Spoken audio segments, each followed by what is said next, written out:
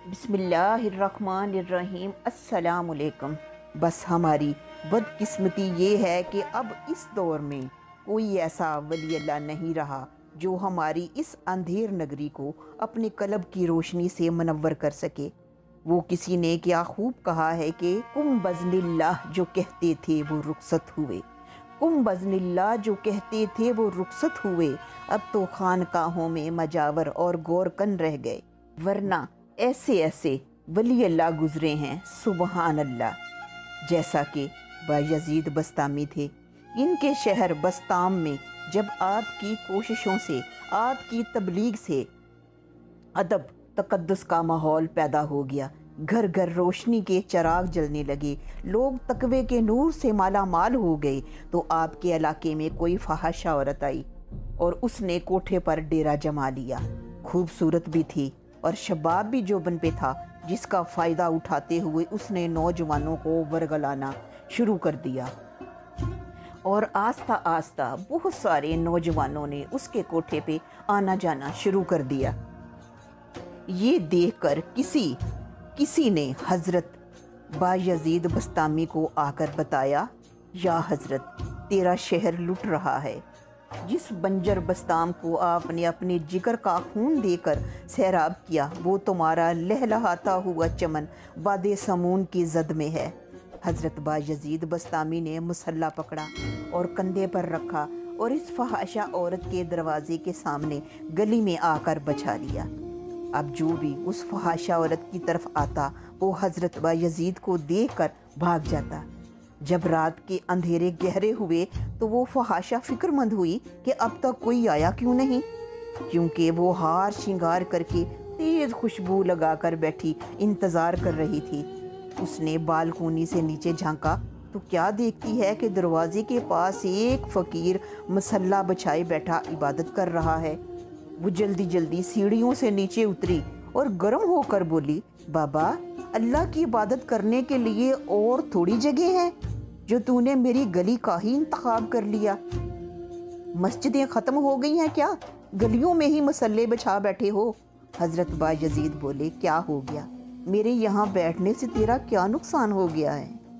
وہ فحاشہ بولی، نقصان ہی تو ہوا ہے، آپ کو یہاں دیکھ کر کسی گاہک نے میرے گھر کا رخ ہی نہیں کیا۔ حضرت بایزید بولے، فقیر کسی کا دل نہیں توڑا کرتے، بتا آج رات تیری کتنی قیمت تھی؟ اس عورت نے قیمت بتائی تو حضرت نے اسے پیسے نکال کر دے دیے اور پھر مسلح لپیٹا اور اس کی سیڑھیاں چڑھنے لگا۔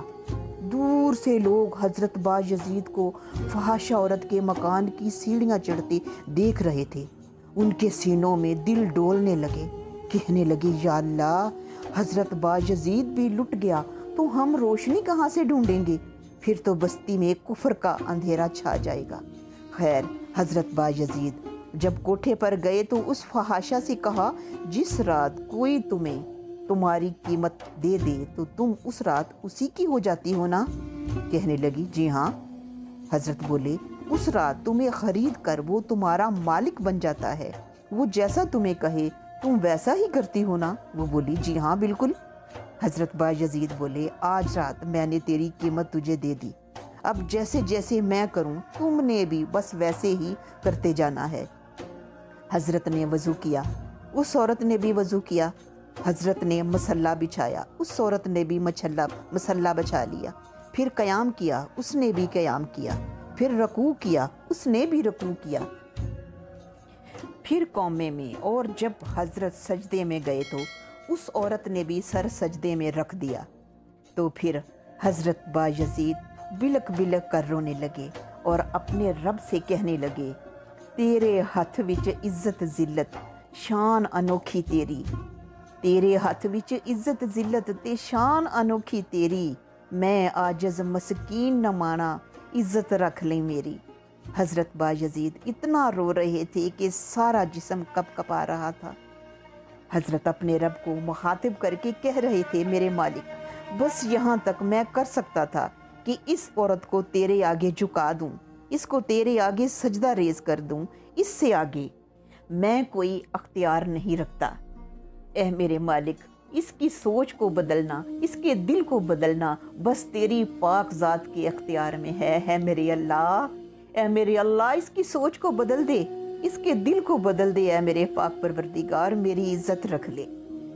پھر کیا ہوا؟ وہ فحاشہ عورت سجدے میں جانے سے پہلے ایک طوائف تھی، ایک فحاشہ تھی، لیکن جب وہ سجدے سے اٹھی تو وہ اس وقت کی ایک ولیہ بن چکی تھی۔ الحمدللہ، اسی لیے تو کہتے ہیں نا کہ نگاہ مرد مومن سے بدل جاتی ہیں تقدیریں۔ اگر آپ ایسی ہی اصلاحی ویڈیو دیکھنا پسند کرتے ہیں تو میرے چینل کو سبسکرائب کریں۔ پھر ملاقات ہوگی۔ خدا حافظ۔